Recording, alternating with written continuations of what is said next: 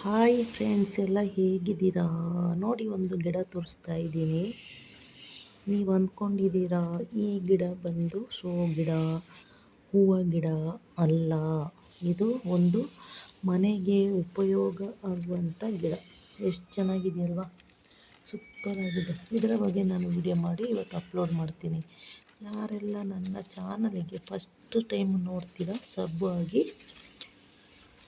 Like ಮಾಡಿ, share ಮಾಡಿ, comment ಮಾಡಿ. ನೋಡಿ ಎಷ್ಟು ಚೆನ್ನಾಗಿ ಬೆಳೆದಿದೆ, ಎಷ್ಟು ಚೆನ್ನಾಗಿ ಬೆಳೆದಿದೆ.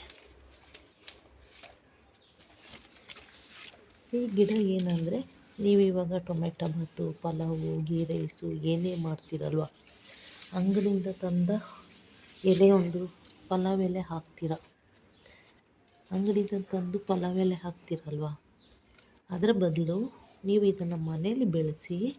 ನೋಡಿ, ಮನೇಲಿ ಬೆಳೆಸಿ ನೀವೆಲ್ಲ ಗರಂ ಮಸಾಲೆ, ಈರುಳ್ಳಿ, ಮಸಾಲೆ ಐಟಮ್ ಎಲ್ಲ ಹಾಕಿ ಆದ ಮೇಲೆ ಲಾಸ್ಟಲ್ಲಿ ಈ ಎಲೆಯನ್ನು ನೋಡಿ ಈ ಥರ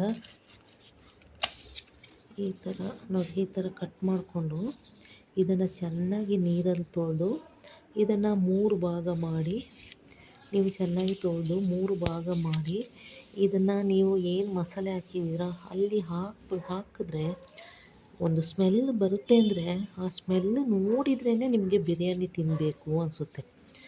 ನಿಮ್ಮ ಅಂಗಡಿಯಲ್ಲಿ ಸಿಗುವಂಥ ಪಲಾವ್ ಎಲೆ ಹಾಕಿದ್ರೆ ಸ್ಮೆಲ್ ಬರಲ್ಲ.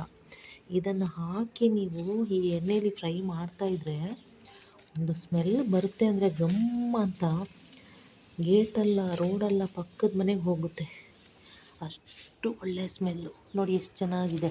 ನಾನು ಇದು ಮೈಸೂರು ನಮ್ಮ ತಂಗಿ ಮನೆಯಿಂದ ತಂದು ಪಾಟಲ್ಲಿ ಇಷ್ಟು ಚೆನ್ನಾಗಿ ನೀಟಾಗಿ ಬರ್ತಾಯಿದೆ ನೋಡಿ. ಸುಮ್ಮನೆ ಇದೊಂದು ಈ ಥರ ಒಂದು ಎಲೆ ಕಟ್ ಮಾಡಿ 3 ಪೀಸ್ ಮಾಡಿ ಎಣ್ಣೆ, ಈರುಳ್ಳಿ ಎಲ್ಲ ಕಾಯುವಾಗ, ಫ್ರೈ ಮಾಡುವಾಗ ಹಿಂಗೆ ಹಾಕಿದರೆ ತುಂಬ ಚೆನ್ನಾಗಿರೋ ಪರಿಮಳ. ಮತ್ತು ಇದು ಪಲಾವ್ ಎಲೆ ನೋಡಿ. ಅದಕ್ಕೆ ನೀವು ನಾನು ಹೇಳೋದು ಮನೆಯಲ್ಲೇ ಬೆಳೆಸಿ.